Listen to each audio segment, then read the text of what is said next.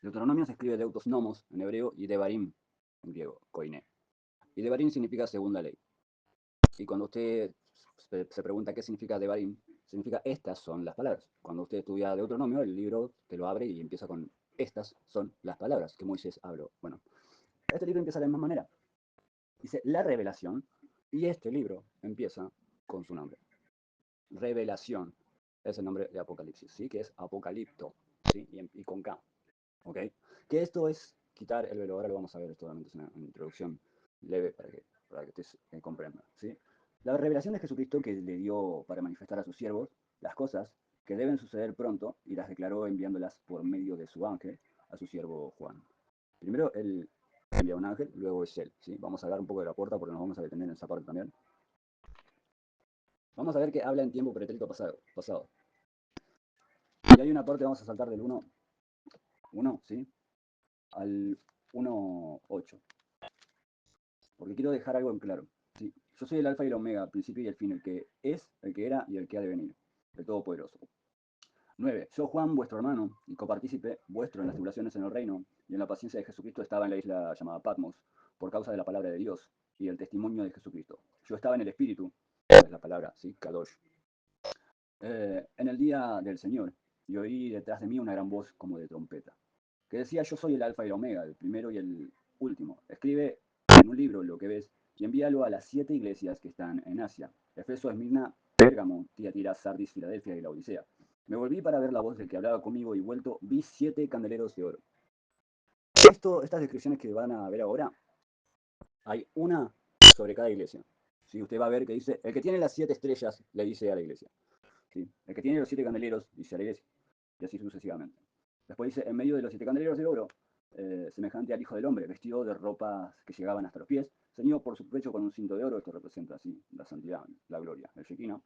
Su cabeza y sus cabellos eran como, nótese la palabra como, no dice era, dice era como, ¿sí? Como blanca lana, como la nieve, sus ojos como, no dice eran llama, dice eran como llama de fuego, y sus pies semejantes al bronce.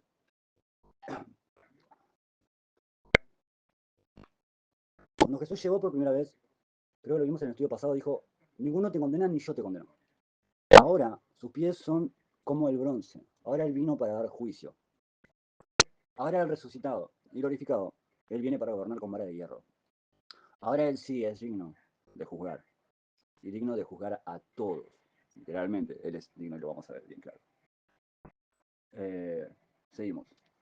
Y su pie semejanza al bronce brunillo, ¿sí? Refulgente como un horno, y su voz como estruendo de muchas aguas. Tenía a su diestra 7 estrellas, esto lo vemos, ¿sí? Cuando mencionan las otras iglesias. Y bueno, de su boca salía una espada aguda de 2 filos, y su rostro era como el sol cuando resplandece en su fuerza. Bueno, esto es para entrar en materia, ¿sí? Todo el arquetipo que Juan utiliza es como. Era como lana, era como bronce, no dice era bronce, ¿ok?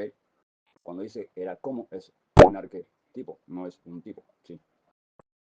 Vamos a la introducción literal. Bueno, la idea es que hoy podamos emprender este viaje juntos, ¿sí? Vamos a desvelar el nombre como se lo dije anteriormente. Sí, estas son dos palabras que se derivan en revelación, ¿sí? Pero el punto es apo, ¿sí?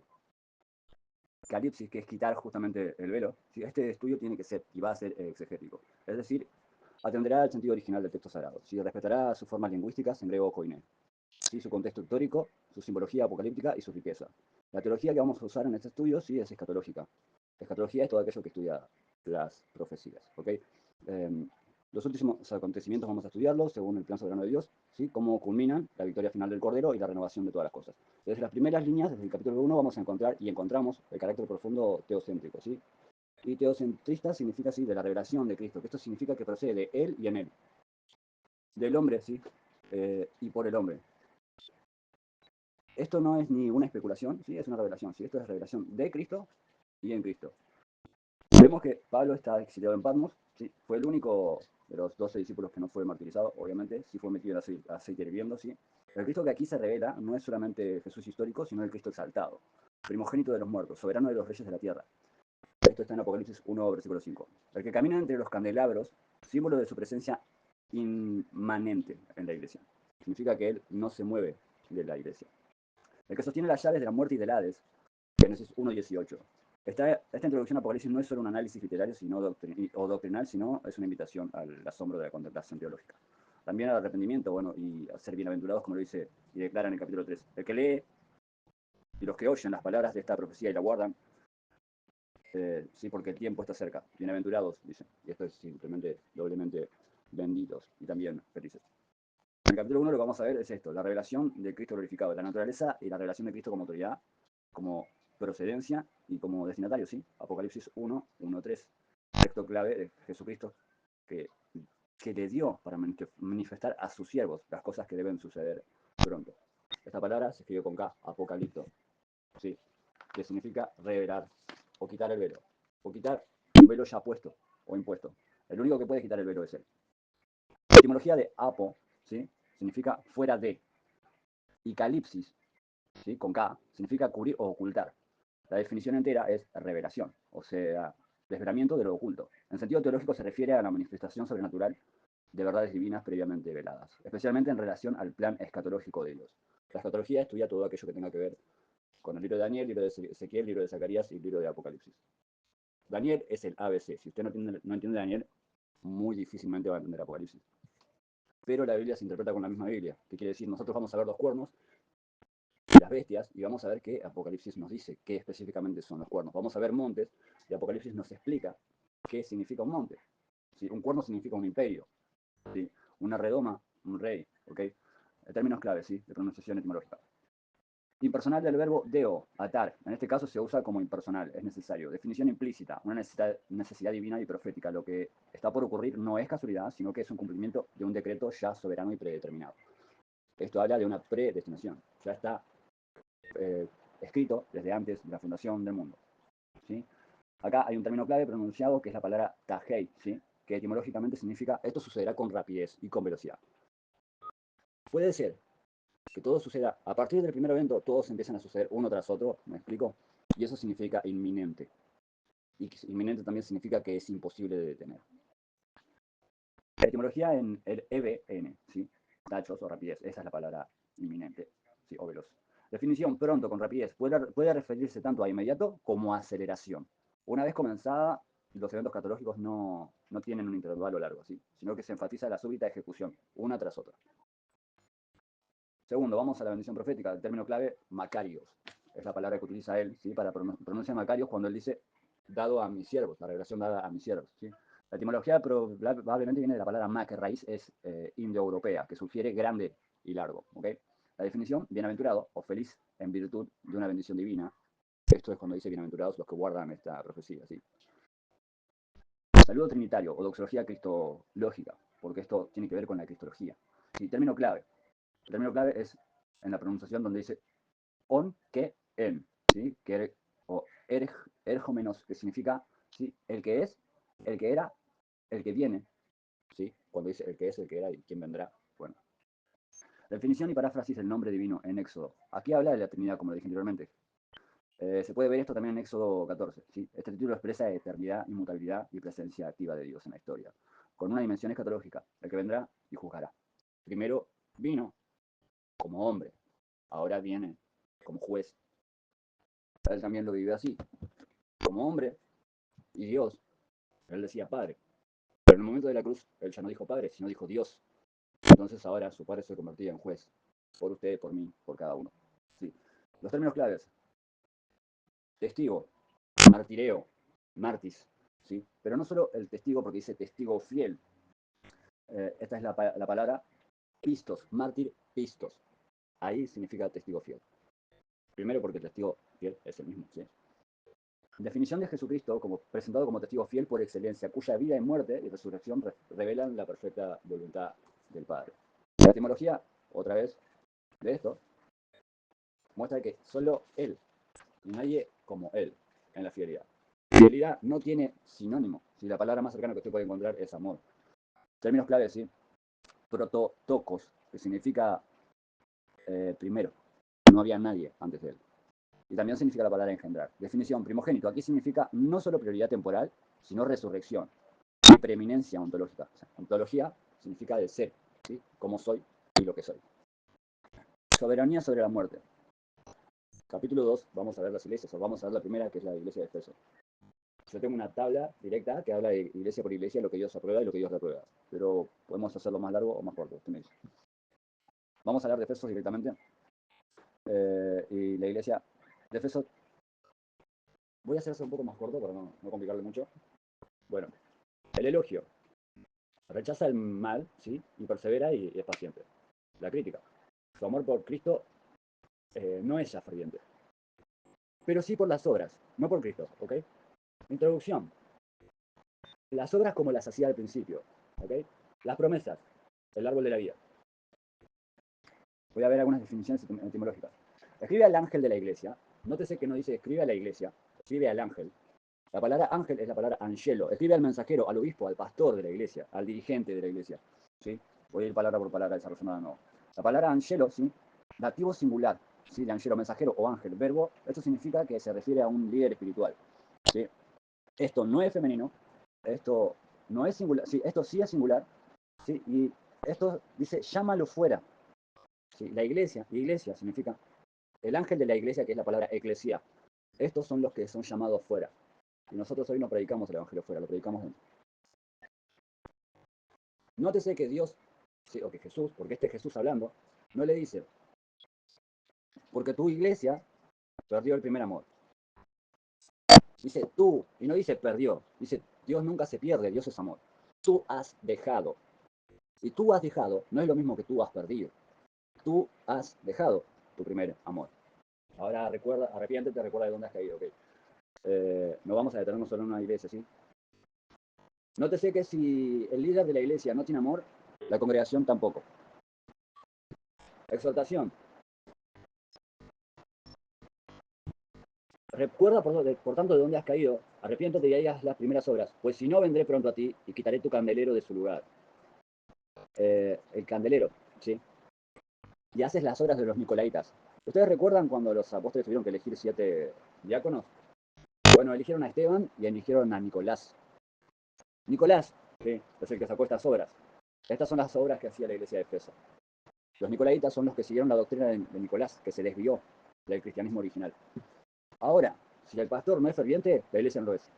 Si el pastor no ora, la iglesia no lo hace. Vamos con la siguiente iglesia, ¿sí? Bueno, esto habla de recibir una carta, así que contiene un diagnóstico, ¿sí? Es llamado a la corrección, a la promesa. Efeso representa a la iglesia histórica con fuerte ortodoxia, o sea que tenía un buen favor, buen trabajo, ¿sí? Pero tenía la pérdida del fervor del amor, lo cual es un estado escatológico que puede conducir incluso a que Dios quite el candelero. Candelero significa que Dios puede quitarle el testimonio, antes de desterrarlo le puede quitar el testimonio o le puede quitar la iglesia misma. Él está en medio del candelero. Y los candeleros representan la iglesia. ¿Okay? Conjugación, la iglesia de Esmirna, Apocalipsis 2, 8 al 11. Palabra por palabra. Conjugación, artículo definido, daditativo masculino singular. Sí, angelo, ángel mensajero, es igual. Sí, escribe al ángel. Artículo definido genitivo femenino singular de la iglesia, eclesia, los que salen fuera. Es igual. Definido genitivo femenino singular que está, funciona como relativo. En, ¿sí? Esmime, dativo singular de Esmina, ¿sí? Ciudad de Asia Menor. Grabson, imperativo y es descriptivo. ¿Okay? Esto significa mirra, ¿sí? El nombre de Esmirna significa mirra, que es una planta aromática usada en el contexto simbólico para el sufrimiento o el ungimiento adecuado, porque esta iglesia está sufriendo persecución. ¿Okay? Vamos a ver qué es el elogio hacia ella. No tiene elogio, ningún elogio. Crítica, no tiene ninguna crítica. Sé fiel hasta la muerte, es lo único que se le dice. Y te daré la corona de la vida. ¿Se entendió? No tienen elogios, no tienen ninguno. Críticas tampoco tienen ninguna. Solo se le pide una cosa, sé fiel. Esmirna representa a la iglesia perseguida y martirial, símbolo de la fidelidad en medio del sufrimiento. La palabra griega relacionada con mirra, yo lo dije, subrayaba el sacrificio y la ofrenda pura. La promesa escatológica como la corona de la vida no es una segunda muerte, sino que está implicando una recompensa de resurrección. Vamos a Pérgamo, ¿sí? Es la siguiente iglesia en Apocalipsis 2, 12 hasta el 17. Van a ver algunas que no tienen absolutamente nada. Algunas no tienen absolutamente nada, ni a favor ni en contra. Podríamos decir, como ya lo vamos a ver. Bueno, Pérgamo. A favor, ¿sí? Mantienen la fe en Cristo. ¿Sí? Crítica. Tolera la inmoralidad y la idolatría, las herejías. Arrepiéntete. ¿Sí? El mandá escondido en una piedrecita con un nombre, esa es su promesa. ¿Sí? La introducción a ella es que se arrepienta, la crítica es que tolera la inmoralidad y que tolera a esa mujer llamada Jezabel. Perdón, si no me estoy equivocando. Ok, vamos. Esta iglesia está en medio de una sociedad idólatra, tolera la apostasía y la falsa doctrina nicolaita. Ahí está, ahí es cuando hablábamos de Nicolás. ¿Sí? Representa a la iglesia en compromiso con el mundo. ¿Sí? O sea, metió el mundo dentro de la iglesia. ¿Sí? Y en el peligro de la corrupción doctrinal, la promesa es recibir maná escondido de una piedra blanca con el nombre secreto y símbolo de sustento divino de aceptación definitiva en el reino católico. Tiatira, Apocalipsis 2, 18 al 29.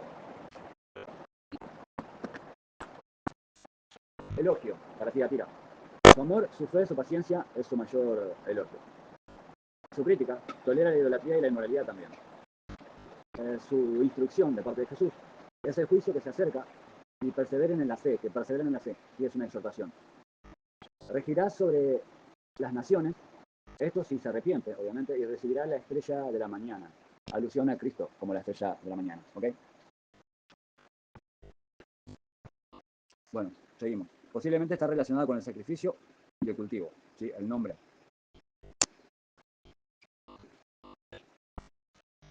Bueno, la iglesia de Tiatira es notable por tolerar la falsa profetisa Jezabel, ¿ok? Que Jezabel significa la indomable, ¿sí? Si no lo saben, está en Reyes 19, si no me equivoco. Que induce y seduce a sus siervos a fornicar, es lo que dice.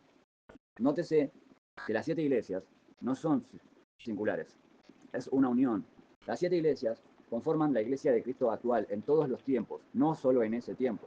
Las 7 iglesias es un prototipo de la iglesia de hoy contemporánea en todo el mundo, en todas las épocas, en todas las etapas, en todos los siglos. ¿Ok? Bueno, soporta a esta mujer Jezabel, inmoral, idólatra. Este símbolo es apostasía interna dentro de la iglesia. Es una mezcla de santidad con corrupción. Y la promesa escatológica, ¿sí? Es autoridad sobre las naciones. Y la estrella de la mañana, que es un título mesiánico. ¿Ok? La iglesia de Sardis, o Sardes, es la que sigue. Según su versión de Biblia va a decir Sardis. Según la NA28 va a decir Sardes. Pone. Sardes, sí. Elogio. Algunos han mantenido la fe. Hay un pequeño remanente dentro de esa iglesia. Crítica. Es una iglesia muerta. ¿Ok? Tiene nombre de que vives, pero estás muerto. Arrepiéntete y fortalece lo que queda. O sea, porque te queda poco. Los fieles, honrados y vestidos de blanco. Esa es la promesa eterna para los que toleren, o tal vez para el remanente de esa iglesia. Nótese que cuando yo estoy hablando de cada iglesia, estoy diciendo que está hablándole a un pastor de cada iglesia. ¿Sí? Cuando está hablando a la iglesia de Filadelfia, por ejemplo, lo que dijo era literal, lo que Jesús dijo. El diablo echará a algunos de ustedes por 10 días en la cárcel, sé fiel hasta la muerte y yo te daré la corona de la vida. Eso que dijo se cumplió al pie de la letra. O sea, Policarpo estuvo preso 10 días. Justamente 10 días Policarpo estuvo preso hasta que lo martirizan. Cuando Jesús habla a la iglesia, por ejemplo, a la iglesia de Éfeso le está hablando a Timoteo. La iglesia sin amor es la iglesia de Timoteo. Y la iglesia de la que estamos hablando ahora, justamente, es la de Policarpo. Entonces, cada iglesia sí tenía un representante en ese tiempo. Hoy la iglesia sigue teniendo representantes, malos y buenos, como los veíamos en esa época. ¿Okay? La iglesia de Filadelfia, Apocalipsis 3, 7, 18, 17, perdón. Palabra por palabra, ¿sí? Esta iglesia está conocida por su amor fraternal, ¿sí? Amor fraternal y amor entre hermanos, ¿ok? Filadelfia habla justamente de amor filial, que creo que es una de las iglesias a las que no tiene crítica. Sí. Elogio es persevera en la fe, crítica no tiene ninguna. Instrucciones es mantén la fe. Y promesas, un lugar en la presencia de Dios, un nuevo nombre y la nueva Jerusalén. Es la mejor promesa, es la mejor iglesia, ¿ok? Obviamente que en todos tipos de iglesias siempre hay un remanente que se mantiene. En todo tipo de iglesia siempre hay un remanente. La iglesia de Filadelfia. Esta iglesia recibe elogio por mantener la palabra de Cristo y la fidelidad con una puerta abierta que nadie puede cerrar y simboliza la iglesia fiel. Perseverante hasta el fin, con promesa de protección escatológica y exaltación. La última, la Odisea. ¿Ok? Hasta aquí. La última. Elogio no tiene ninguno. Crítica, Jesucristo con esta iglesia es indiferente. Instrucción, Sé celoso y arrepiéntete. El mismo llamado que hizo cuando llegó al mundo. Y la promesa eterna es compartir trono con ella. Nótese que Jesús dijo arrepiéntete cuando vino al mundo como mitad hombre, mitad Dios. Ahora vino con pies como de bronce, eso significa juicio. Y literalmente ser pastor, en la época en que tenía que recibir esta carta de parte de Juan, no era nada cómodo. La Odisea, palabra por palabra. La Odisea, ciudad que prospera, pero con problemas de autosuficiencia y orgullo. ¿Sí? Esta es la iglesia que se jacta de su riqueza, sí, pero su crítica es su tibieza. No es fría ni caliente, es una condición escatológica muy peligrosa. Y es muy peligrosa literal. Dios dice así, es mejor no haberme conocido que haberme conocido y dejado. Con eso se lo dejo ahí. La Odisea es símbolo de la iglesia cómoda, autosuficiente pero espiritualmente pobre y ciega. El llamado al arrepentimiento es urgente. La promesa es como una comunión íntima ya con Cristo. No tienen tiempo. Posición real como trono de Dios. Hoy mismo llega el mensaje a esa iglesia, hoy mismo tiene que clavar rodillas. Conclusión general escatológica. Las 7 iglesias representan 7 tipos de estado eclesial. Eclesial, volvemos a decirlo, es la palabra iglesia, que significa los que están llamados hacia afuera. Nosotros no tenemos hoy en día la gente sigue pescando dentro de la pecera, se siguen salando unos a otros y la iglesia no crece, la iglesia no se expande, ya no son buenas nuevas, son buenas pero no son nuevas, porque ya la conocemos, nosotros ya nos conocemos todos, pero ahí afuera las buenas nuevas no llegan nunca. Bueno, vuelvo. Las 7 iglesias representan 7 tipos de estado eclesial en la historia, en la escatología cristiana. Efeso, sí, una ortodoxia sin amor. Vuelvo a repetir, parte por parte. Eh, Creo que la peor parte no es que no tenga amor, ¿sí? Es que creía que estaba bien en sus obras. De hecho, es una iglesia que pensaba que lo hacía bien, y lo hacía bien en sus obras. Esmirna es una iglesia perseguida y fiel. Pérgamo es compromiso con el mundo y apóstata doctrinal. Tiatira es una mezcla de santidad con corrupción moral. Sardes, o Sardis, es una vida aparente pero sin vida real. Tal vez no conoce a Dios. Filadelfia es una iglesia fiel, perseverante, aunque atribulada. La Odisea, tibieza y autosuficiencia espiritual. Está en peor peligro que cualquiera. Cada mensaje se acompaña de una promesa escatológica que apunta a la vida eterna y al reino futuro y la consumación de la redención. Apocalipsis 3. ¿Sí? Vamos a punto sistemático, introducción general del capítulo 3. El capítulo 3 continúa con los mensajes a las iglesias, pero aquí se enfatiza más con aspectos escatológicos de juicio final. La perseverancia de la fe, la fidelidad ante la prueba, ¿sí? La recompensa de la victoria final, obviamente. Las iglesias en este capítulo, ¿sí? En el que estoy compartiendo yo, me refiero, ¿sí? Presentan un progreso espiritual, distinto que se correlaciona con patrones proféticos, como Daniel, vamos a verlo, particularmente en temas de juicio y purificación. Ok. Tal vez a esto lo voy a pasar de alto porque tal vez no sé si usted me vaya a llegar a entender. No se equivoque, no es que estoy diciendo que no me va a comprender porque no pueda, pero yo se lo leo rápido, ¿ok? ¿Sí? Sardis, dativo plural, ¿sí? Imperativo. Grabson, imperativo aoristo activo, ¿sí? Artículo nominal singular masculino, ¿sí? Participo presente activo nominal singular masculino de la palabra tener. Artículo acusativo plural y neutro. Numeral cardinal 7. Neumata, ¿sí? Acusativo plural de espíritu, ¿sí? Esta es la palabra espíritu. Artículo genitivo singular masculino de. Genitivo singular de or, la palabra Dios. Artículo acusativo plural masculino, los, ¿sí? Hepta 7. Asteras, acusativo plural de estrellas. De gay, presenta indicativo activo tercera persona singular, efecto que dice. Tuata, ¿sí? Pronombre demostrativo acusativo plural neutro, ¿sí? Las, artículo acusativo plural neutro. Logia, acusativo plural de palabras, dichos. Hoti, conjugación casual, ¿por qué? Ok, esto es un resumen de nivel catedrático, ¿ok? Por eso le dije, eso lo leo rápido. Conexión escatológica con Daniel. El simbolismo de los 7 espíritus puede relacionarse con 4 espíritus de los cielos en Daniel 7 y 8, ¿sí? Representado por fuerzas o agentes de juicio divino, la plenitud del espíritu en Apocalipsis se contrapone a las fuerzas proféticas escatológicas que operan en la historia, mostrando la soberanía divina de Cristo, quien juzga y gobierna. Daniel 7, 13 y 14. La figura del Hijo del Hombre recibe dominio eterno. Ok, voy a pasar porque aquí casi iba hablando de Sardis y vamos a cerrar ahí. Bueno, vamos a cerrar el capítulo de las iglesias acá. ¿Sí? Los tres mensajes reflejan, hablados a las últimas tres iglesias, reflejan estados espirituales que tienen paralelos con la profecía de Daniel, paralelos con el Antiguo Testamento, paralelos ¿sí? con la vigilancia y la fidelidad, con la confesión, con la humildad, con la victoria, con la escatología, con el juicio final, con la renovación, con la anticipación, con la llave de David, con el libro de la vida y con temas representantes a Daniel 7, versículo 12. Y Apocalipsis se encuentra también en Apocalipsis 20, versículo 22. Vamos al capítulo 4, ¿sí? Apocalipsis 4. La introducción que yo les voy a dar a ustedes se las narro de esta manera, ¿ok? Apocalipsis 4 marca un cambio de plano escatológico. Pasamos de la exhortación de las iglesias, del capítulo 1, 3, a una revelación celestial que inicia el despliegue de los juicios divinos. Juan es trasladado en espíritu al cielo, donde presencia la majestad del trono de Dios. Este capítulo está cargado de simbolismo apocalíptico y obviamente proféticos. Tiene paralelos fundamentales con Daniel, ¿sí? Donde el profeta también ve un trono celestial y al anciano de días en preparación para el juicio. Aquí se utiliza la metafísica, si usted quiere, como en una línea temporal y en una línea atemporal. Cuando Daniel está viendo, cuando Daniel está viendo el trono blanco, Juan no nació. Y cuando Juan está viendo el trono blanco, Daniel ya había muerto, físicamente hablando. Están viendo lo mismo, no en el tiempo, en la eternidad. No estando en el mismo lugar, lo están viendo fuera. Es como que usted esté viendo una mesa, usted esté sentado de un lado y su hermano esté sentado del otro, ¿ok? Su hermano no haya nacido y aún, y para cuando su hermano tiene la capacidad de tener, ¿sí? Como lo vemos con Juan, Daniel ya había muerto, ya había partido. Eso es metafísica, ¿ok? Comentario escatológico. La condición tibia autojustificada. Bueno, eso volvemos a hablar de la iglesia, pero creo que hablé de la iglesia bastante la semana pasada, así que lo voy a pasar por alto. Bueno, después de estas cosas vi aquí una puerta abierta en el cielo. ¿Recuerdan la promesa que se le hace a la iglesia fiel? Pero yo tengo la llave de David, yo cierro, nadie abre. Bueno, la puerta abierta siempre será Cristo, ¿ok?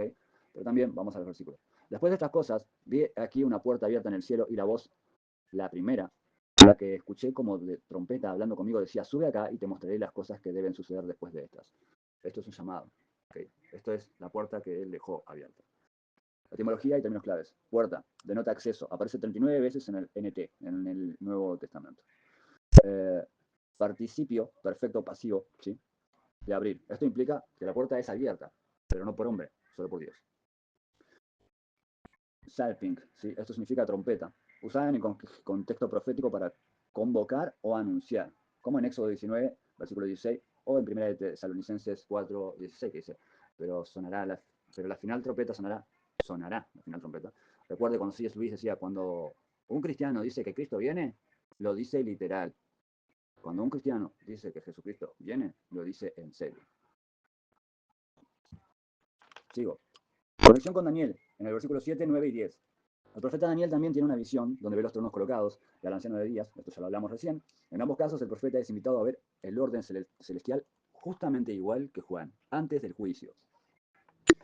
Pie de la explicación para el lector promedio. Aquí comienza la visión del cielo. Juan ve una puerta abierta, lo que simboliza que Dios le da acceso al plan celestial. Esto me recuerda a Jesús cuando dice, ya no los llamaré discípulos, sino que los llamaré amigos, porque un discípulo no sabe lo que hace su Señor.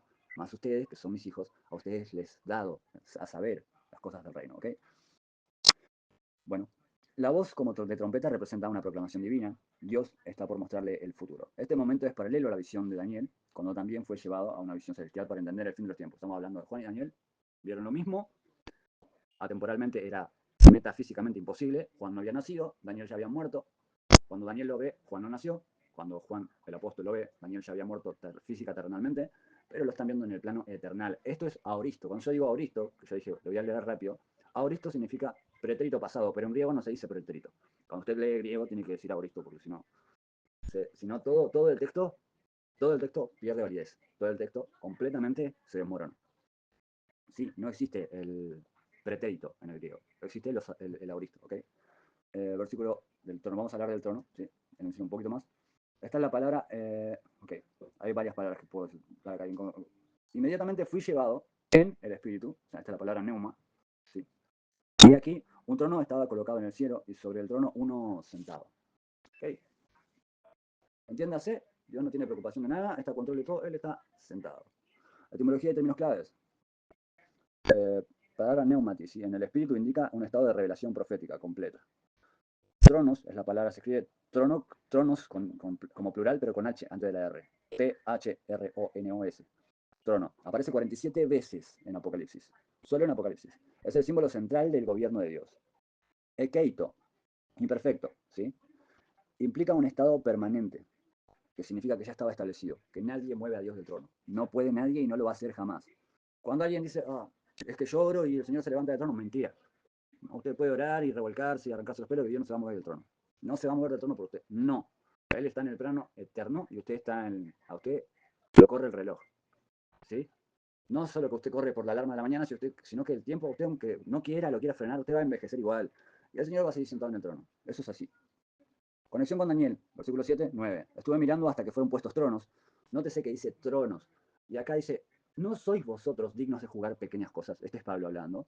Dice, no sabéis que la iglesia ha de juzgar a los ángeles. Y hay una promesa que hay, es escatológica, que dice, a los que se le dio capacidad o facultad, la versión, a los que se le dio facultad de juzgar, también se le fueron puestos tronos. Y esto está en Apocalipsis, ¿ok?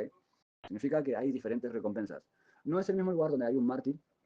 No, los mártires están frente al Padre. Hablan directamente y el Padre los oye. Usted muere y no queda en un estado de suspensión. Ellos están, vamos a verlo ahora más adelante, ellos están hablando y diciendo, ¿hasta cuándo, oh Dios? Y él le dice, esperen hasta que se cumpla el número de sus hermanos, los mártires. Después está la otra sección, que es para los 144.000, ¿ok? Los 144.000 son solo judíos, 12.000 por tribu. Y están dispersados por todo el mundo. Que ellos siguen al Cordero, escuchan un cántico, solo ellos lo escucharán, están sellados, serán martirizados, obviamente.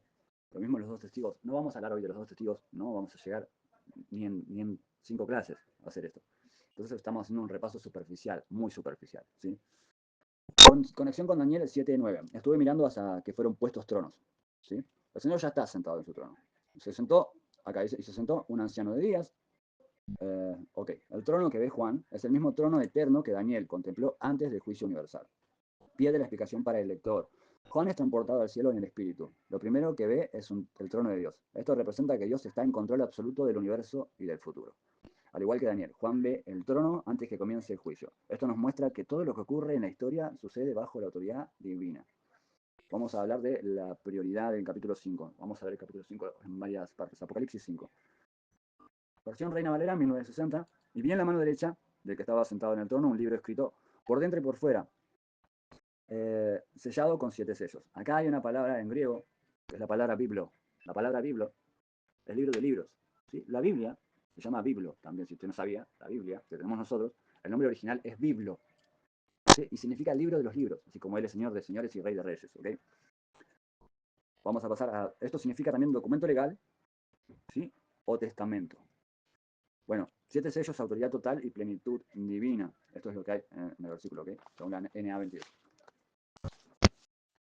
Conexión profética de Daniel 12:4, ¿sí? El libro sellado hasta el fin aparece ahora abierto en el cumplimiento inminente. ¿Recuerdan? No sé si recuerdan ustedes, si estudiaron el libro, que el Señor le dice, sella la profecía, hasta el fin. Bueno, el libro quedó sellado. Ok. Quien abre los sellos, son todos los sellos, y ahora vamos a ver, porque hay gente que también confunde gimnasia con magnesia y confunde el caballo blanco con Cristo. ¿Por qué? Porque Cristo sí aparece en un caballo blanco, que aparece en el versículo 19:11, caballo blanco y este es fiel y verdadero. El otro caballo blanco no es fiel y verdadero, obviamente. Conexión, bueno. El rollo representa un decreto soberano de Dios para la historia. Está completo, irreversible y solo puede abrirse por alguien absolutamente digno. Pero no se encontró nadie más digno, ¿sí? Y había un ángel fuerte que proclamaba de ambos, ¿quién es digno para abrir el libro y desatar sus sellos? En griego, ¿sí? La palabra biblio. ¿Quién es digno para abrir el libro de los libros? ¿Ok? Transliteración. Kai Edoin, ¿sí? Y vi, solo lo vi a él, solo vi que no había nadie, ni en el cielo, ni en la tierra, ni debajo de la tierra. Axios es la palabra digno. ¿Sí? A-X-I-O-S. Axios. Digno con mérito verdadero. Solo el Cordero es digno con mérito verdadero. Proclamado solemnemente. La pregunta no es quién tiene poder. Nótese. La pregunta es quién es digno. Sino quién tiene la autoridad moral. No se presenta a nadie. Ningún papa se presenta a nadie. Ni Pedro, que supuestamente es el primer papa, no. Nada, no hay nadie, solo Jesucristo es digno. ¿Sí? Ninguno ni en el cielo, ni en la tierra, ni debajo de la tierra podría abrir el libro, ni aún mirarlo. En griego, ¿ok? Esto deja una implicación para nosotros. Aurano, ¿sí? Oides. No existe ser creado que cumpla la dignidad requerida. No se creó a nadie con la dignidad que tiene Cristo. Se establece la incapacidad universal, la redención, el juicio, el destino. Todos dependen de una sola figura excepcional. Sin Cristo no hay justicia. ¿Por qué llora Juan? Porque si no se abren los sellos, porque si no se abre el libro, nunca habrá justicia y el mal nunca habrá pagado. Nunca el mal habrá sido castigado. Y todos habremos sufrido en vano. Ok. Y lloraba yo mucho porque no se hallaba ninguno digno de abrir el libro, ni de leerlo, ni de mirarlo. No hay justicia. Si no aparece alguien, no hay justicia. Todo lo que usted vivió fue igual, la muerte de un pescadito, no pasa nada, ahí lo tiramos. Lloraba intensamente, indica esto, ¿sí? Indica angustia escatológica. Juan no llora por la simple curiosidad, sino porque sin apertura del libro no hay justicia, no hay redención ni tampoco hay esperanza. Nada y la vida de nadie hubiese tenido sentido. Y uno de los ancianos me dijo, no llores, he aquí que el león de la tribu de Judá, la raíz de David, ha vencido para abrir el libro y desatar los 7 sellos. Ok. Sin Cristo, no solo usted no tendría vida hoy, sino usted no tendría sentido ontológico en la eternidad tampoco. Ok. Jesús es presentado como el león, poderoso, conquistador, raíz de David, heredero mesiánico. Él ha vencido no solo por derecho, sino por obra redentora. No hay corredentores con Jesús, solo Él. Versículo 6, 10, resumen prioritario. Juan ve el cordero como inmolado. ¿Ok? En el versículo 6. Como inmolado, ok, quede claro. Imagen de Cristo resucitado. 7 cuernos, omnipotencia. ¿Sí? Los cuernos significan poder y omnipotencia. 7 ojos, omnisciencia. ¿Ok? 7 espíritus, plenitud del Espíritu Santo. Y esto yo lo dije anteriormente, vamos a verlo y me van a saltar con mañana, me van a preguntar, o me van a escribir a las 4 de la mañana y me van a decir, hermano, me faltan 6 Espíritus Santos. No, no le faltan 6 Espíritus Santos, es un solo Espíritu Santo, hermano. Entienda, usted tiene un prisma y le pone la luz de la derecha, a la derecha, apaga la luz de la otra media habitación y salen 7 colores como el arco iris, ¿así? Bueno, así es la luz del Espíritu Santo. Pasado por el prisma, se separa en 7, pero sigue siendo un solo espíritu, una sola luz, ¿sí? Entonces a usted no le falta otro espíritu más, ¿sí? De hecho, Gálatas dice, el que recibe un espíritu diferente sea anatema. Ojo con eso, ¿sí? Entonces, Jesús tiene 7 ojos literales. La Biblia habla en Isaías de que los ojos de Jehová están recorriendo toda la tierra. El Cordero tiene 7 cuernos, ¿ok? ¿Sí? Él está sobre todo imperio, porque los cuernos significan imperio, aparte de soberanía. Pero ya vimos cómo es. Tiene ojos como llama de fuego, ¿sí? Pero como blanca lana, sus pies refulgentes, como el bronce bruñido, listo para juzgar a las naciones con vara de hierro. Ok, seguimos. El Cordero toma el libro, versículo 7, en un acto único. Jesús toma el destino del mundo de la mano de Dios Padre. ¿Ok? A oración celestial. Los 24 ancianos y los seres vivientes, que los vimos en los estudios anteriores, a los 4 seres vivientes, adoran al Cordero, ¿sí? Y le cantan un canto nuevo. Digno eres, porque compraste con tu sangre a los redimidos, ¿sí? La palabra clave acá, al Cordero, esta es la palabra arnión, que significa corderito, o un cordero pequeño. Arnión, ¿sí? Que simboliza sacrificio voluntario también. Y es pagmenon, ¿sí? Cuando hablan de adorar, ¿sí? Significa degollado o entregado con violencia, ¿sí? O asesinado con violencia. Ego razas, ¿sí? Redimir por precio, término de mercado de esclavos. O sea que ese corderito que terminó siendo entregado como si fuese por un mercado de esclavos violenta y agresivamente, hoy termina siendo el león que va a rugir con vara de hierro y todos temblarán, todos, todos. El día del juicio del trono blanco, que lo vamos a ver, lo tenemos más adelante, dice todos estarán de pie, todos. Aunque también dice toda rodilla se doblará, ahí dice que cuando llega el juicio ya no hay tiempo para pedir perdón, no hay tiempo. Si es el día de arrepentirse, es hoy, ya no va a tener tiempo, ¿ok? A usted mañana le agarra, tomó un transporte público y se fue con él, ya no tiene tiempo de arrepentirse, es hoy. El mañana no le alcanza. ¿Ok? Redimidos, transformados en reyes y sacerdotes, después de abrir los sellos. ¿Ok? Conexión con Éxodo 19 y 6. ¿Pero por qué? Porque él fue rey, fue sacerdote y fue el sacrificio. Él fue la expiación, el sacrificio y el sacerdote. Él lo fue todo.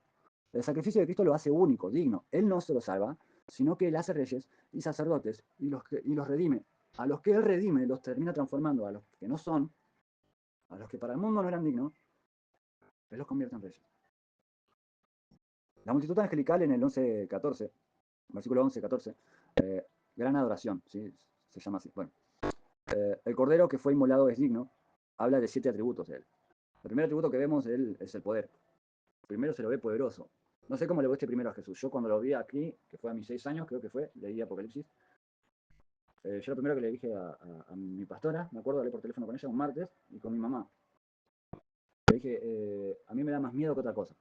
No sé qué le da a usted, pero a mí me parece más poderoso que amoroso, perdón. Pero los siete atributos que vemos, ¿sí? Los 7 atributos son divinos. ¿Sí? Es poder, es riqueza, es sabiduría, es fortaleza, honra, gloria y alabanza. 7 atributos porque es la perfección, es la totalidad. ¿Okay? Toda creación se une en el verso 13 y adoran al que está en el trono, al Cordero por igual. La declaración de la divinidad de Cristo se vuelve total. Explicación. El universo entero reconoce que la autoridad, la gloria pertenece al Padre, al Hijo por igual. El juicio y la redención y la restauración del cosmos solo ocurre cuando el Cordero abre el libro. Ahí se restauran todas las cosas. Apocalipsis, capítulo 6, ¿sí? Vamos a ver, capítulo 5. Solo tengo 6 aquí en lo que estoy compartiendo. ¿Okay? Vamos a ver algunos puntos importantes. Versículo 1, ¿sí? 5, 1. Y vi en la mano derecha del que estaba sentado en el trono un libro escrito por dentro y por fuera, sellado con 7 sellos. No sé si lo volví a repasar, perdón. Ok. Y esto es un documento legal, obviamente, es como dice la escritura, que él descendió a las profundidades y se llevó el acta de los decretos, ¿sí? Clavándola triunfantemente en la cruz.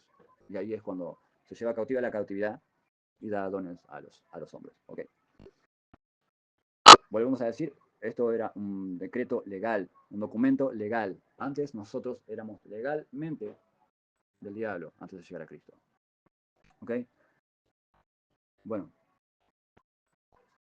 sigo.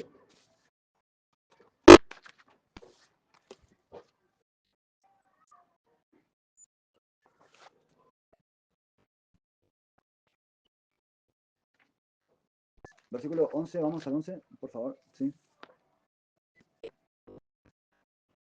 Vamos a ver los 7 sellos. Vamos a ver qué sucede con estos sellos.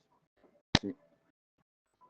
La apertura de los sellos. ¿Qué pasa cuando abre el primer sello? Bueno, lo voy a leer yo. Sí, vi cuando el Cordero abrió uno de los 7 sellos y oí a uno de los 4 seres vivientes que decía, como con voz, nótese que dice como, no dice con voz, dice como, ¿sí? Con voz de trueno, ven y mira. Ok. Y vi cuando abrió el Cordero uno de los 7 sellos y oí uno de los 4 seres diciendo, como voz de trueno, vuelvo a decir, como voz de trueno, ven y mira. Ok, esta es la palabra arnios, cordero. Diminutivo, cordero macho, ¿sí? Pero también habla de un cordero pequeño y perfecto, ¿sí? Pero aquí el sello, bueno, cuando él rompe el sello, esto denota autoridad, porque habla en pluralidad y habla de esta palabra. Esta palabra de cordero se termina en cordero macho, se termina convirtiendo en la palabra es ragidón, ¿sí? Que significa autoritario o autoridad, ¿ok?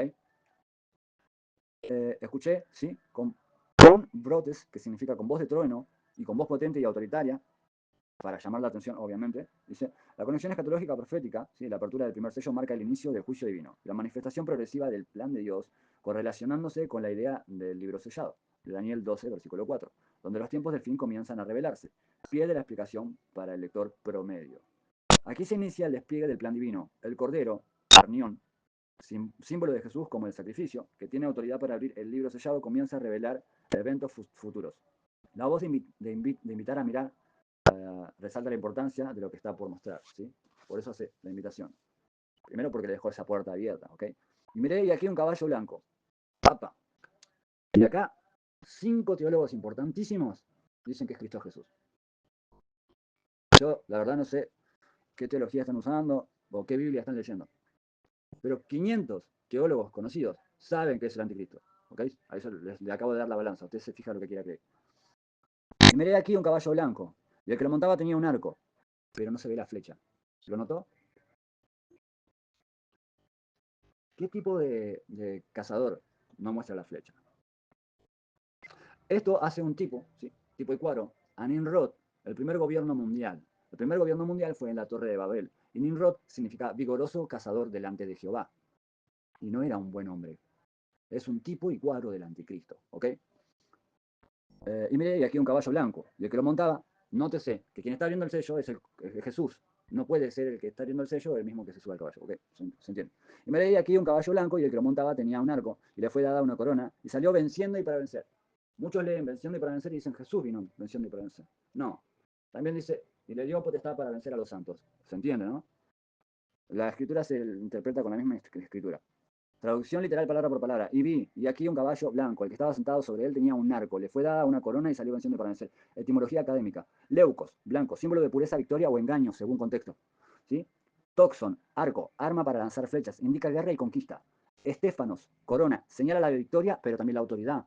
Okay. Conexión escatológica. Este jinete es interpretado como el símbolo de conquista o una fuerza avanzada para dominar, conquistar, abriendo la serie de juicios que traen cambios drásticos al mundo. Nada bueno traen para el mundo, traen juicios para el mundo, pero es necesario y la orden es dada por Jesús. Ahora abrir el sello. Pide la explicación. El caballo blanco y su jinete representan el poder que sale a conquistar. Puede ser visto como la expansión de un poder político y militar, o también como la llegada de una falsa paz. Por eso nos muestra la flecha. Que precede al juicio. Versículo 3-4.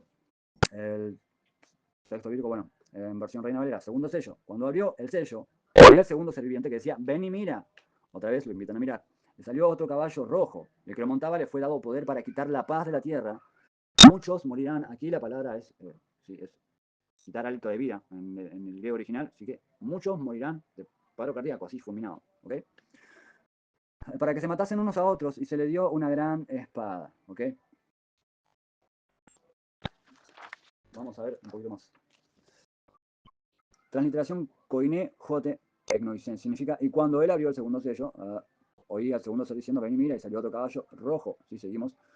Y el que estaba sobre él le fue dado quitar la paz de la tierra para que se maten unos a otros y se le dio una gran espada. Etimología académica. Piros, rojo fuego, color de guerra y violencia. Machará, espada corta y daga. Significa esa es espada de cuerpo a cuerpo. ¿Okay? Cuando usted salía a la guerra tenía dos tipos de espada. ¿Sí? La daga corta, que era pelea de cuerpo a cuerpo, o la espada larga, ¿sí? Que usted podía luchar incluso desde el caballo. Significa que traición también. ¿Sí? Usada para matar, símbolo de guerra y conflicto. ¿Sí? Tomar, la veín es la palabra. Tomar, quitar, implica acción directa y autoritaria. O sea, no pide permiso. ¿Okay? Conexión escatológica. Este jinete representa la guerra abierta y la violencia extrema, privando a la humanidad de paz, enlazando con las profecías de conflicto crecientes antes del fin. Ejemplifíquese Daniel 7, 21 al 25. La apertura del segundo sello introduce la guerra como juicio divino. La gran espada muestra la fuerza letal que se desata causando caos y muerte en toda la tierra. Ok.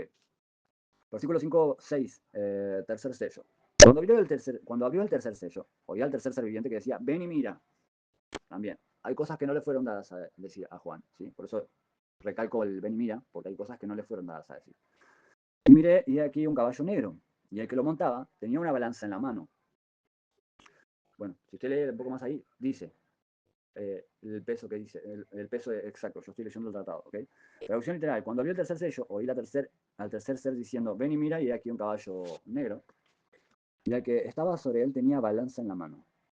Etimología académica, melas, negros, símbolo de hambre, escasez, juicio severo. Sigia, balanza, instrumento para medir, símbolo de juicio, control y economía. Conexión escatológico. Este jinete simboliza hambre, escasez, crisis económica, que sigue la guerra y se describe con detalles en la profecía apocalíptica de Daniel 11, versículo 12. El caballo negro indica tiempos de penuria, la balanza refleja la cuidadosa medición de los recursos, implicando que habrá una escasez y precios desorbitados, afectando especialmente lo básico para vivir. El hombre trabajará por lo básico para vivir y aún así no se arrepiente. Okay. Versículos 7 y 8. 7.8, perdón. Cuarto sello. Cuando abrió el cuarto sello, oí la voz del cuarto serviente que decía, ven y mira, y miré, y aquí un caballo amarillo. ¿Sí? Su versión puede decir un caballo alazán. Okay.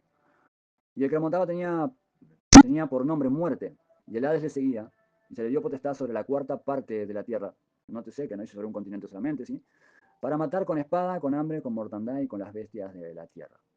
Okay. Si usted quiere saber cuántas personas existen hoy en el mundo, son aproximadamente 32 billones 32.000 billones. Okay. Para que sepa más o menos cuántas hay en América, hay 8 billones.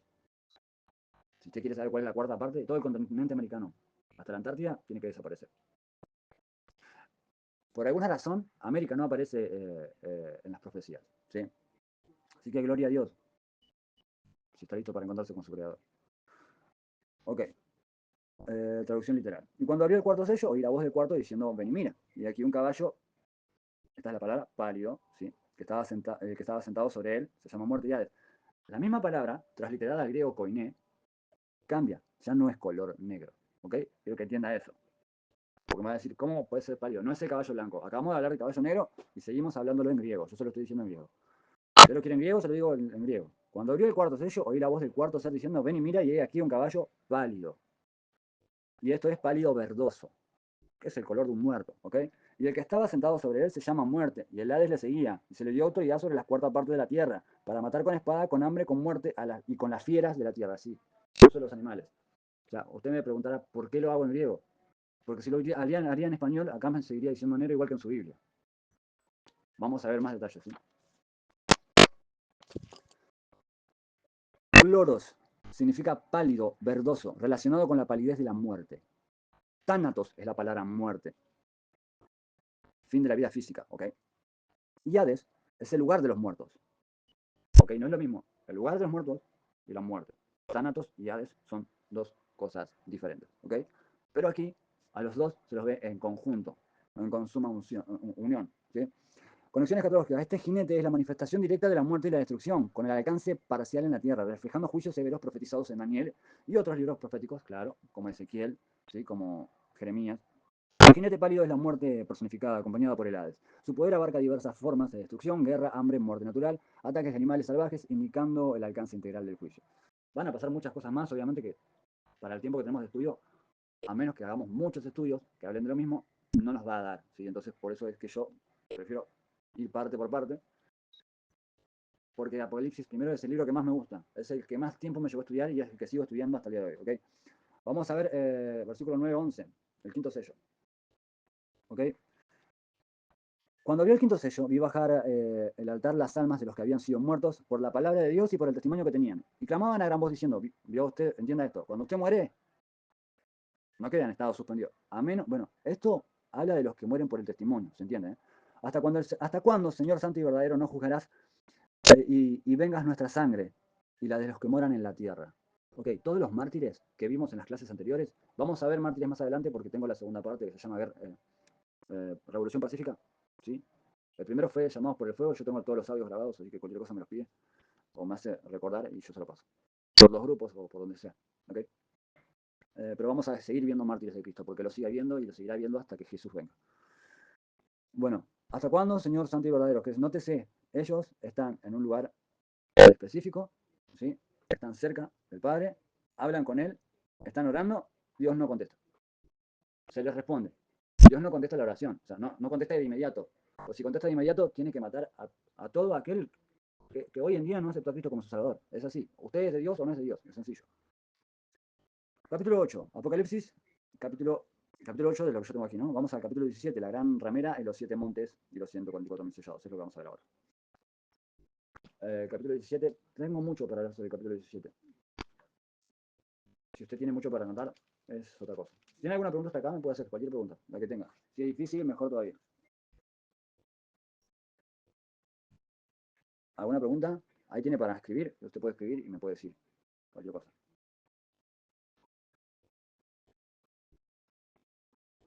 Bueno, empiezo, bueno, voy a leer la escritura, ok. Vi entonces uno de los 7 ángeles, que tenía las 7 copas, y habló conmigo, diciéndome, ven acá, y te mostraré la sentencia contra la gran ramera, la que ha estado sentada sobre muchas aguas. Las muchas aguas son mucha gente, ¿ok? Las cuales han fornicado, la palabra fornicado es porneia, la palabra porneia, ¿sí? De ahí sale la palabra pornografía. Los reyes de la tierra y los moradores de la tierra se han embriagado con el vino de su fornicación. Y me llevó en el espíritu al desierto, igual que Jesús, ¿sí? Y vi a una mujer sentada sobre una bestia escarlata, llena de nombres de blasfemia, que tenía 7 cabezas y 10 cuernos. Vamos a ver qué son las 7 cabezas y los 10 cuernos, ¿sí? Si se quiere. El video no queda grabado, el audio sí queda grabado, ¿sí? Así que el audio se lo envió. Si usted quiere, usted dice por dónde entró, por qué grupo entró y yo se lo mando, ¿sí? Y la mujer que estaba vestida de púrpura y escarlata son los colores que se utilizan, no sabemos dónde, pero igual ahora se lo voy a dejar a su criterio, ¿sí? Y adornada de oro y de piedras preciosas y tenía en la mano un cáliz de oro lleno de abominaciones y la inmundicia de su fornicación. Y en su frente un nombre escrito, un misterio. Yo, como yo le dije, hay cosas que no se le dejaron decir a Juan. Babilonia la grande, la madre de las rameras y de las abominaciones de la tierra, ¿sí? Y vi a la mujer ebria de la sangre de los santos. Dígame usted, ¿qué ciudad vio ebria de la sangre de los santos? Hace falta que lo sea. Bueno, sí. De la sangre de los santos, de los mártires de Jesús, hay una sola ciudad que se adjudica un día para cada muerto, ¿sí? Y quedé asombrado, con gran asombro. Y acá esto a mí me llevó a preguntarme, ¿por qué está asombrado Juan? Y el ángel que me dijo, ¿por qué te asombras? Dijimos que cuando estaban las 7 iglesias, habían otras iglesias, ¿no? Estaba la iglesia... ¿Usted vio la carta a los Corintios? La carta de los Efesios, ok, sí, Efesios estaba ahí, ¿no? A los Romanos, ok.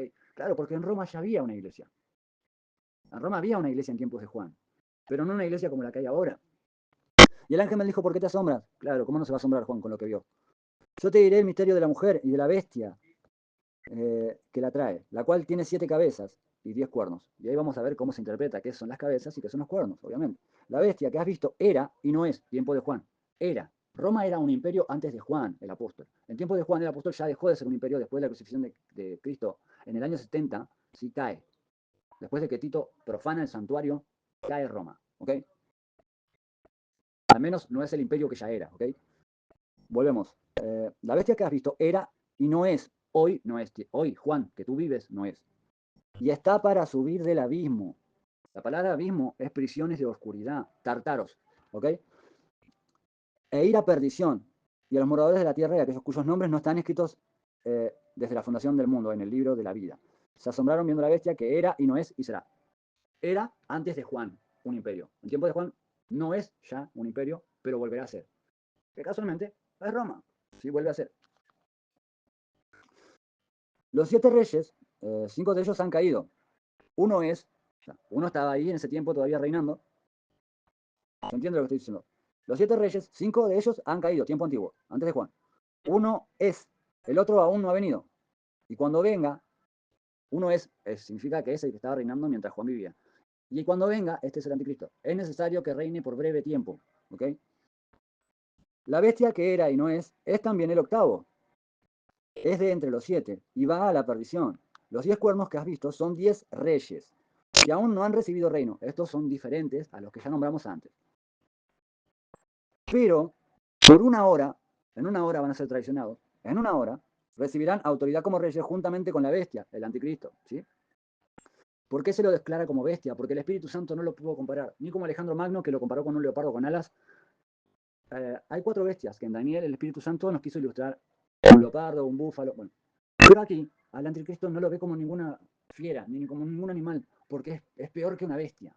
El Espíritu Santo no quiso usar el nombre de un animal, porque va a ser peor que un animal. ¿Se entiende? Los 7 reyes, son 5 de ellos han caído, bueno. La bestia que era y no es también el octavo. Bueno, los 10 cuernos que has visto son 10 reyes que aún no han recibido reino, pero por una hora recibirán autoridad como reyes juntamente con la bestia. Estos tienen un mismo propósito: entregarán su poder y su autoridad a la bestia. 5 naciones son europeas, 5 naciones, ¿sí?, son de Medio Oriente.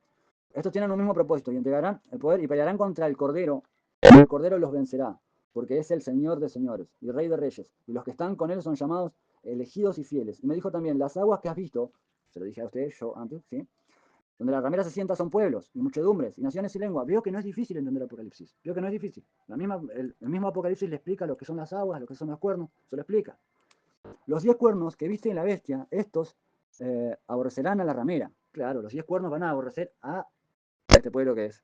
Ya vamos a ver.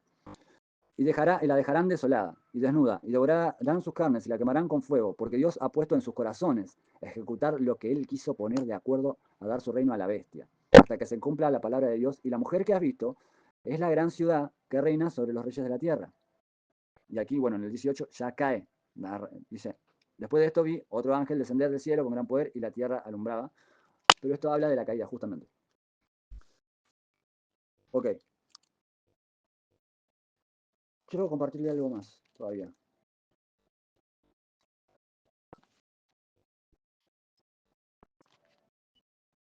Pero bueno, vamos a pasar un poco más. Ahora vamos a ir paso por paso. Este capítulo presenta una visión simbólica, centrada en una figura femenina llamada la Gran Ramera, o la Gran Babilonia, que se sienta sobre 7 montes, ¿ok?, y domina a los reyes de la tierra. Este símbolo ha sido interpretado clásicamente como una referencia a Roma imperial. 7 colinas son las 7 colinas donde el Vaticano está ubicado. Hoy, usted lo busca en Google y lo encuentra. No tiene que buscar muy lejos. Usted lo busca en Wikipedia y lo encuentra.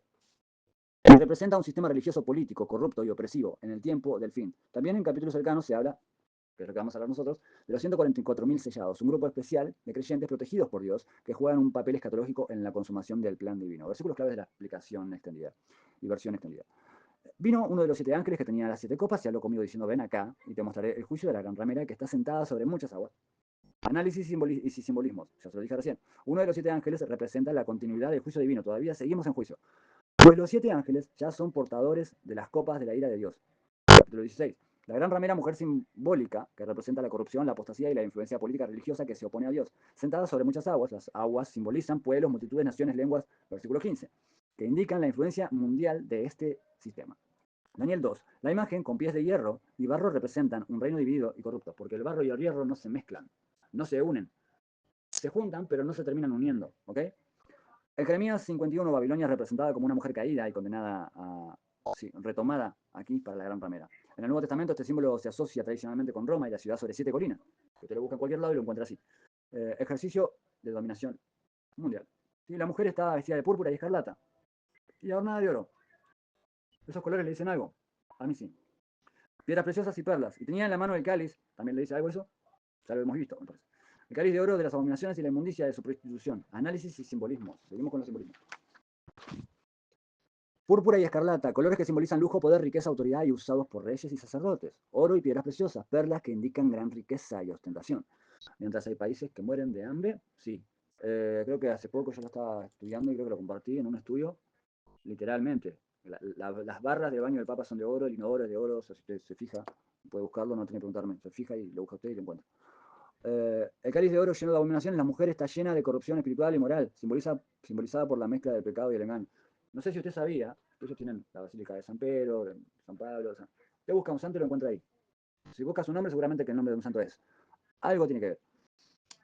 Eh, ya lo decía Lutero, ellos tienen 17 de los 12 apóstoles enterrados ahí, seguro. Porque para ellos todo siempre fue un negocio. Siempre fue un negocio. Y sigue siendo un negocio. Cerraron la Biblia por 800 años y esos 800 años, hasta que llegó Lutero, muchísimas almas se perdieron. Para esa iglesia, las almas son un comercio. Conexión escatológica. El lujo y la corrupción son señales de los sistemas de poder que oprimen y desvían a las naciones del verdadero culto a Dios. ¿Sí? Esto es real. ¿El purgatorio existe, hermano? ¿Usted puede pagar indulgencia? ¿Puede salir como en el 2020 como el Papa a perdonar a todo el mundo? Yo cuando salió el Papa, dormí tranquilo esa noche y dije, ay, gracias Señor. No sé qué hubiese hecho sin el Papa. Relación con la Babilonia espiritual, que se opone a la Nueva Jerusalén, capítulo 21 de Apocalipsis, ¿ok? Versículo 5, texto bíblico. En su frente, un hombre escrito, un misterio. Aquí vamos a ver el misterio. La gran Babilonia, la madre de las rameras, de la abominación de la tierra, porque todo el mundo fornicó con ella. Todo el mundo la compró como quiso. En la época del oscurantismo, usted busca un poco de historia patricista de la Biblia. Lo peor de lo peor que puede haber pasado. Saque Sodoma y Gomorra porque es como Pinocho al lado de Frankenstein, comparado con la iglesia de Roma. Bueno, análisis simbólico. Misterio. Indica que la identidad y la naturaleza de esta mujer tiene un significado oculto revelado solo por revelación divina. Gran Babilonia. La conexión directa con la antigua ciudad babilónica, símbolo de la rebelión contra Dios y opresión de decadencia. Madre de las rameras. Implica que tiene hijos. ¿Okay? Implica que esta entidad también es fuente de toda apostasía y corrupción religiosa, moral en el mundo. Y tiene el sincretismo. Utilizan muchísimo brujería mezclada con la palabra. Literal. Eso es sincretismo. Si a usted le dan una botella de agua, eso es brujería. Póngala debajo de la cama, porque eso es brujería. Babilonia es un símbolo recurrente en la Biblia para la oposición a Dios. Isaías 13, Jeremías 50, 51. Y esto es una gran demanda. Usted quiere que Jehová tenga un juicio con usted, tiene que hacer dos cosas. Fornicar o ser hechicero. Son las dos peores cosas que puede hacer con Jehová. Y esta iglesia lo hace. Versículo 9 y 10. Vamos al versículo 9 y 10. Aquí está la mente para el que tiene sabiduría. Las 7 cabezas son 7 montes, sobre los cuales se sienta la mujer. Ok. Y son 7 reyes. 5 han caído, uno es, el otro no ha llegado todavía. Esto que lo leí recién, yo lo expliqué. Y cuando llegue, debe durar poco tiempo, claro. Si el anticristo dura mucho tiempo, se entiende. Los 7 montes son una alusión directa a las 7 colinas de Roma, lo que confirma la interpretación histórica geográfica. Los 7 reyes representan sucesivos imperios y gobernantes relacionados con ese sistema corrupto. La mención de 5 han caído, uno es, el otro no ha llegado, indica un tiempo de juicio progresivo donde unos imperios ya pasaron, uno está en el poder en la época de Juan y otro en futuro por venir. Conexión histórica profética. Se identifica con la historia del Imperio Romano y sus fases de dominación. La secuencia también puede reflejar etapas, poder político, religioso en la historia del mundo y del fin también. ¿Sí? Versículo 14-16. Estos tienen un mismo propósito, entregar su poder y autoridad a la bestia, y pelearán contra el Cordero y el Cordero los vencerá. Porque el Señor el Señor de señores y Rey de reyes. Y los que están con él son llamados elegidos y fieles. Análisis simbólico. Entregarán su poder a la bestia. La bestia representa el poder opresor del anticristo en el tiempo final. Pelearán contra el Cordero, conflicto final entre el poder de la apostasía y el reinado de Cristo. Obviamente ya está perdido por ello. Pelearán contra el Cordero, conflicto final entre el poder de la apostasía y el reinado de Cristo, llamados elegidos fieles, ¿sí? Refiriéndose a los verdaderos creyentes. Y también, posiblemente, a los 144.000 sellados que son solo del linaje de Israel. ¿Okay? Si las tribus fueron dispersadas, hoy no se sabe quién tiene sangre judía en sus venas, pero sí sabemos que ellos no conocieron mujer, no mienten y son limpios. ¿Ok? Son vírgenes, los 144.000 sellados. Son hombres. Son tipos y cuadros de Cristo. ¿Ok? Conexiones catológicas. Se vincula con Daniel 7 y la lucha entre los reinos del mundo y el reino de Dios. Ellos nunca fornicaron. Y también habla de fornicación espiritual, porque hay gente que ha fornicado espiritualmente con otros dioses. Relación con los 144.000 sellados, Apocalipsis 7 y 14. Son descritos como sellados por Dios para protección y una misión especial en los tiempos finales. Son del linaje de Israel, símbolo de pureza y fidelidad. Representan la iglesia fiel, y no la iglesia porque es el pueblo judío, porque también puede haber gentiles todavía, en contraste con la gran ramera que acabamos de ver, que es la apostasía corrupta completa. Pie de explicación para el lector. Este capítulo representa una imagen simbólica poderosa entre la gran ramera como un sistema corrupto ligado históricamente a Roma, y que su riqueza y poder para oprimir y corromper a naciones. Ella se sienta sobre 7 montañas o 7 colinas. Esto indica justamente su lugar geográficamente. Y los 144.000 sellados que estamos hablando, ¿sí? Son los que están sellados por Dios. No significa que estén protegidos, ¿sí? Pero están guardados para el último tiempo. No sabemos si son estos tiempos, no sabemos si es en un año, si es en 10 años o si es en 50. Solo Dios sabe eso, ¿ok? Vamos a avanzar un poco hasta las dos bestias. Esta es una pregunta que me hizo mi sobrino hace unos días y me gustó la pregunta. Las dos bestias, el anticristo y el falso profeta. Me paré sobre la arena del mar y vi subir del mar una bestia que tenía 7 cabezas y 10 cuernos, y en sus cuernos 10 diademas, y sobre su cabeza un nombre blasfemo. Ok. Transliteración en alfabeto español. Sí, pero vamos a leerlo en Koiné. Sí, traducción literal palabra por palabra. Y vi desde el mar una bestia subiendo.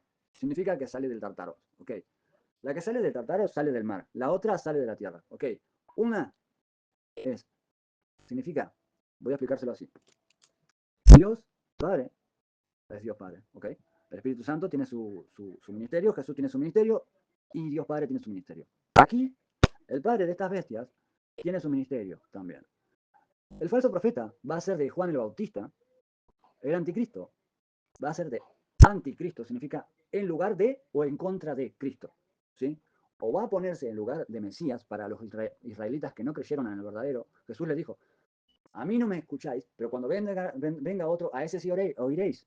Y ya se los dijo. A ese sí oiréis. A ese sí le van a creer que es el Mesías. ¿Okay? El anticristo es asirio. ¿Okay? Dice, del amor de las mujeres no hará caso. O es homosexual, o no sé, te saca sus propias conclusiones. Del Dios de sus padres tampoco hará caso, dice. O sea, su familia aparentemente o es creyente, solo Dios lo sabe. Si es asirio puede ser de Irak, ¿sí? Hay 5 países ahí cercanos, ¿sí? Porque ahí se cree que estaba el huerto del Edén. No se puede saber porque después del diluvio muchos lugares geográficamente cambiaron. ¿Ok?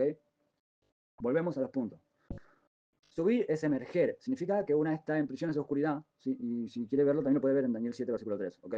Isaías 57, 20. Salir del abismo significa salir de las prisiones de oscuridad. Esta es una palabra que utilizaron muchos los profetas y para espíritus que están en el abismo. Significa que la bestia que sale del mar va a ser el papel del Espíritu de Dios para el anticristo. ¿Sí? No significa que sale de un barco, ¿no? No, se crea eso.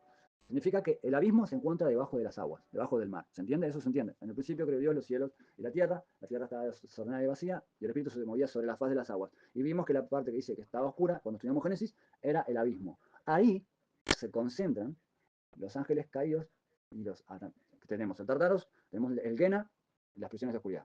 Unos son los que abandonaron su propia habitación, su propio cuerpo, vieron a las hijas de los hombres. Otros son los demonios para el último tiempo, está el Abadón también. Y otros son espíritus que van a subir y van a poseer al anticristo que va a gobernar por 7 años, obviamente. Y otro, el que sale de la tierra, es el que se va a meter justamente en el falso profeta. No es inconsciente, porque usted recibe a Dios consciente, ¿verdad? Usted acepta a Jesucristo porque quiere, ¿verdad? Bueno, ellos no van a aceptar al diablo porque no quieren, ¿sí? Van a aceptarlo porque son hijos de perdición. Ok. Bueno, traducción literal palabra por palabra. Y vi desde el mar una bestia subiendo, tenía 10 cuernos y 7 cabezas. Sobre los cuernos de ellos, 10 diademas. Sobre las cabezas de ellas, nombres de blasfemia. Pero estos son los mismos 10 que vimos hoy, que no habían recibido reino, pero por un día, por una hora, ok. Bueno, animales salvajes, esto indica criaturas violentas, destructivas, en Apocalipsis es símbolo de poder imperial satánico y caótico y opresor. Okay. Subir es emerger, ya lo dijimos recién. ¿Sí? Querata, que es plural, símbolo clásico para poder militar o autoridad real. O sea, va a haber un poder militar aquí y un poder de religión. Va a haber una corona real, ¿sí? O sea que va a haber un solo líder, pero también vamos a tener un jefe de propaganda. ¿Sí? Palabra de blasfemia es una palabra muy importante porque habla de que van a ensuciar, obviamente, la reputación de aquello que nosotros llamamos Dios. ¿Okay? Hablar impíamente contra lo sagrado y atribuir al humano lo que es divino. Si usted piensa que todo lo que yo enseño no está bien, dígame, ¿en qué día creó Dios al hombre? En el día 6. 6 es el número del hombre elevado a la Trinidad, el número de la bestia. ¿Okay? Esto para la mente que tiene sabiduría. Conexión escatológica, Daniel 7, versículo 3 al 7. La bestia que emergen del mar representan imperios. Babilonia, Medo-Persia, Grecia, Roma. Apocalipsis la funde en una sola bestia final, el imperio del anticristo. Apocalipsis 17:3 y 7:10. Las 7 cabezas son 7 montes, símbolos geográficos y políticos. 7 reyes, una secuencia histórica de poderes mundiales. Segunda de Tesalonicenses 2:3 al 4. El hombre de pecado se exalta como Dios, lo cual se corresponde con los nombres de blasfemia. ¿Ok? Ahí está. ¿Por qué? Solamente sabemos quién es Dios, uno solo. Rey de reyes y señor de señores. Reflexión extendida. El mar no es solo un paisaje en esta visión, sino es un símbolo de desorden espiritual. Okay. Las 7 cabezas nos hablan de una continuidad histórica del mal, de los imperios humanos que han oprimido al pueblo de Dios. Los 10 coronas implican una confederación de 10 naciones, lo dije recién, 5 y 5, líderes políticos que se alían con este sistema final, pero lo más alarmante es lo que hay sobre sus cabezas, ¿sí? Que es la blasfemia. Para los creyentes esta visión no es solo simbólica, ni del pasado, es una advertencia profética para el mundo que se encamina hacia ese punto culminante, que es inminente, donde el mal tomará forma visible. Okay. Vamos al capítulo 10 aquí, y vamos a hablar de los raptos, del rapto de los mártires y de las copas de ira. Vamos a hablar aquí y vamos a cerrar por acá. ¿Okay? El rapto está en Apocalipsis 7. No vamos a hablar del rapto en sí, sino vamos a hablar de un suceso. ¿Okay? Entonces uno de los ancianos habló diciendo, estos que estaban vestidos de ropas blancas, 7, 13 a 14. ¿Okay? Entonces uno de los ancianos habló diciéndome, estos que estaban vestidos de ropas blancas, ¿quiénes son? ¿Y de dónde han venido? Y yo le dije, Señor, tú lo sabes. Y él me dijo, estos son los que han salido de la gran tribulación. ¿De dónde salieron? De la gran tribulación. ¿Salieron de la tribulación? No. ¿Del tiempo de dolores? No. ¿Salieron de la ira? No. Salieron de la gran tribulación. ¿Son los 144.000? No son los 144.000. Entonces, mucha gente está esperando que la iglesia sea llevada antes. Ok, voy a explicar. Existen las 5 doctrinas. Hay iglesias que no creen en el rapto. No importa. De todas maneras, si creen en Jesús y la iglesia se va antes o después o durante, el Señor se lo lleva igual. Son cristianos. Hay otros que creen que el rapto es antes de la tribulación y gran tribulación. Está perfecto. Si es así, genial. Si no es así, cuando pase la tribulación, no quisiera estar en sus zapatos. Están los otros que creen que es durante la gran tribulación, entre la gran tribulación y la tribulación, que sería más o menos otra de las posibilidades. ¿Sí? Después está la otra que dicen que es previo a la ira, no tiene fundamento. Esa no tiene fundamento, hermano, así que yo le digo, por esa no apuesto. Póngale la ficha de caballo que usted quiera, pero esa no. Y de que no existe el rapto es inminente. El rapto sí existe porque Jesús viene por su iglesia. ¿Okay? Sea la que usted quiera creer, yo tengo mi postura. Yo le puedo decir la que yo creo. ¿Y por qué creo en ella? La que usted quiera creer, usted es libre. El Espíritu lo va a guiar a toda verdad, el Espíritu Santo. Yo creo en que la iglesia pasa tribulación. Yo pienso que sí. Tienen más posición o ejemplo teológico creer que la iglesia no pasa tribulación. ¿Sí? Que la iglesia lleva antes. ¿Por qué? Porque el arca de Noé no se medio ahogaron. ¿Sí? Porque en Sodoma y Gomorra no se medio quemó Lot. ¿No? Entonces puede ser que no pasen tribulación. Que de todas formas, por creer lo otro, yo no pierdo nada, gano. ¿Okay? Pero si estoy preparado para ser martirizado, mejor para mí.